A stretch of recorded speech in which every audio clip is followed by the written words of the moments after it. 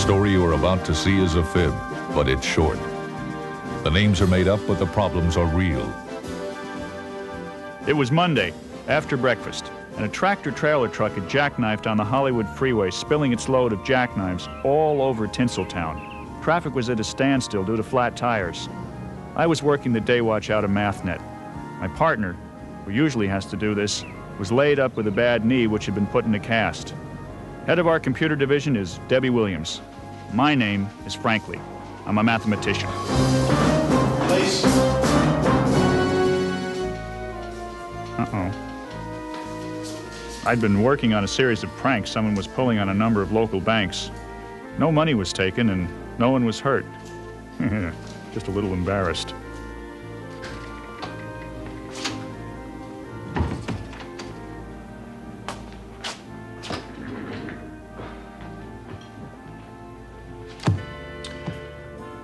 Usually, Kate and I look at scenes from previous episodes to refresh our memories. But Kate knows how to do that, and I don't. Well, I rely on my memory and a little note jotting. Sketching out what you know about a problem is a good way to solve it.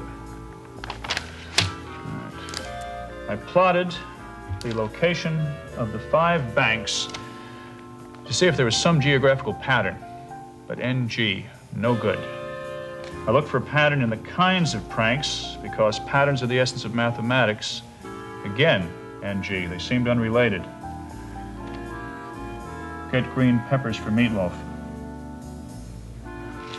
I'll do that in Thursday's episode. Then my good old pard, broken wheel and all, found a pattern. She noticed that the first bank had assets of about $10 million. The second had assets in the 20 millions, the third in the 30s, and so on. There was a pattern, but it didn't seem to mean much on the face of it. Then Debbie called me at Kate's and told me that a 6th bank had been pranked. Again, no money gone. Just a practical joke that sent off the fire alarm sprinkler system and got the customers all wet. That brings us up to date. And it looks like there's a lot more work ahead.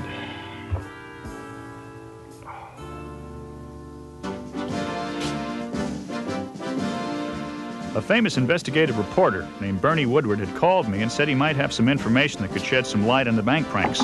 I arranged to meet him at his newspaper. No. Mr. Frankly? Right. Parker there. Thank you, Mr. Woodward. Your message said you might be able to help me with these bank pranks. Bank pranks? You know, I like a man who can crack foxy. Yeah, mind if I use that in the paper? Bank pranks? No, I coined it, and I'd be honored. Done.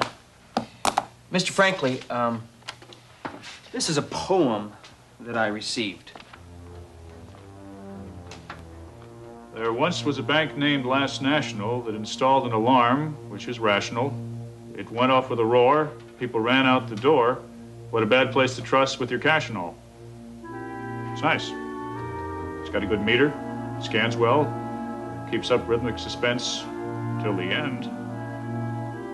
Mr. Woodward, I don't know what this poem means.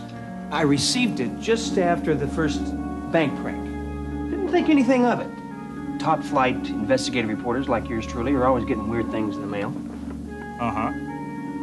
But then, I got this one, Mr. Frankly. Another poem? Mm-hmm. A disaster that won't be forgotten was a bank and some eggs that were rotten. The average bank smell made the customers yell and stuff up their noses with cotton. Remember the average bank, the prank there? Someone burned sulfur in the air conditioning system? Right, and gave off the smell of rotten eggs. Right. Have you received any more? Yes, I got one after each prank, but I still didn't put them together. I see. Top-notch, in-depth reporters, like yours truly, are usually busy on other stories. But here's one that I got today, and that's when I decided to call Mathnet. Maybe you can prevent another prank. Farmer's Bank is a place with a sprinkler. It'll put out a fire in a twinkler, but it got people wet, made them fume, made them fret, and withdraw all their cash in a winkler. I think you ought to get over to Farmer's Bank right away and let those people know. It's too late. Their sprinkler system went off about an hour ago. Mr. Woodward, please, let me know if you get any more of these.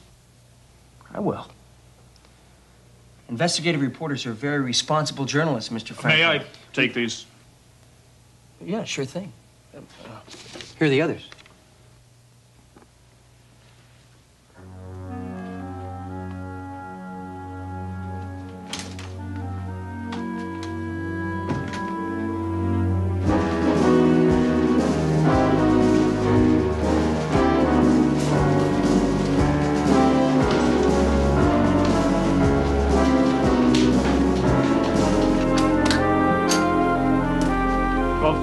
Kate called. 12:35, Kate called. 12:40, Kate called. George, Kate called. She sure did. A lot. She asked me to get a list of banks with assets between $70 and $80 million. She says she has an idea about a pattern. I know. I think she's off in a wild chicken chase. Chicken chase? Or a pigeon chase, or ducks, or... Wild goose chase? Kate's line is busy. Well, when you do talk to her, give her this list, okay? Sure thing, Debbie.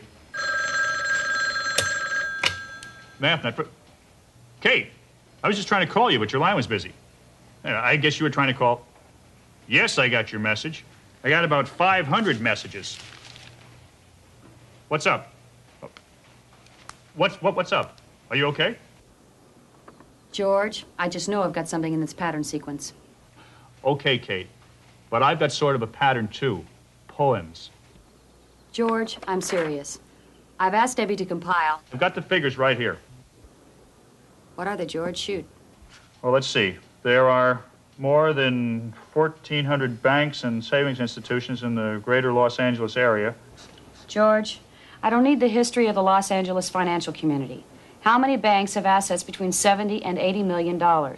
Right. According to these figures, there are 247 of them. Is that what you want? George, you've got to stake them out. That's where the next prank will happen. Stake out 247 banks? That's a little impractical, don't you think? Well, then, you've got to call all the managers. And tell them what? Watch out, Mr. Bank Manager. Somebody may put rotten egg gas in your air conditioner, or turn on your sprinklers, or soap your windows? George, I'm serious. Yes.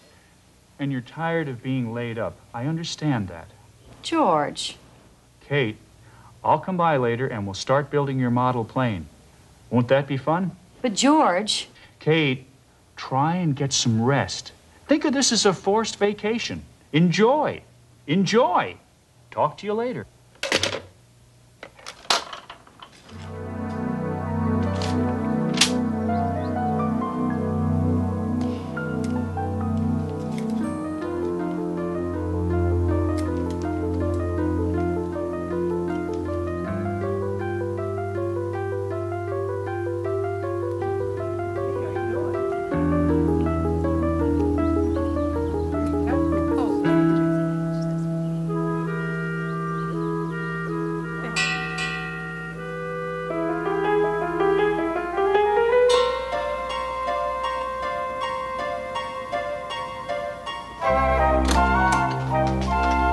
Gave Kate the figures, Debbie.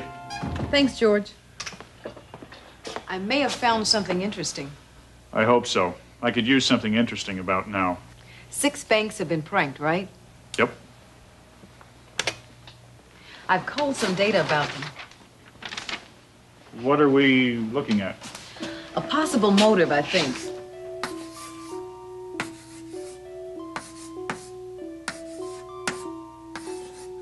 Here are the 6 banks. The first one. Uh-huh. Daily deposits are down 18% on the average since the alarm system got stuck and scared the customers. After the rotten egg gas went through the air conditioning system, deposits went down 31%. That's almost a third, business-wise. And it goes on.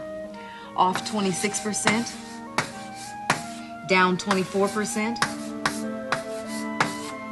minus 17%, 19%. After each bank got trashed, their business took a nosedive. If someone is out to hurt these banks, they're succeeding. But who would want to hurt a bank? Right. Williams. Who? I'll tell him, Sam. George, Bernie Woodward is outside. Says he's got a poem. You know what that means? I bet there's been another bank prank. Mathnet, Williams. What?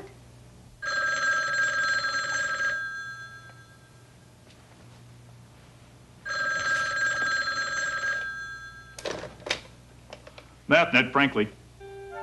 Oh, hi, Kate. Are you sure? I'll be right there. George, another bank has been pranked. But no time for that now, Debbie. What? Tell Sam and Steve to meet me at Kate's apartment. Her neighbor has a bomb.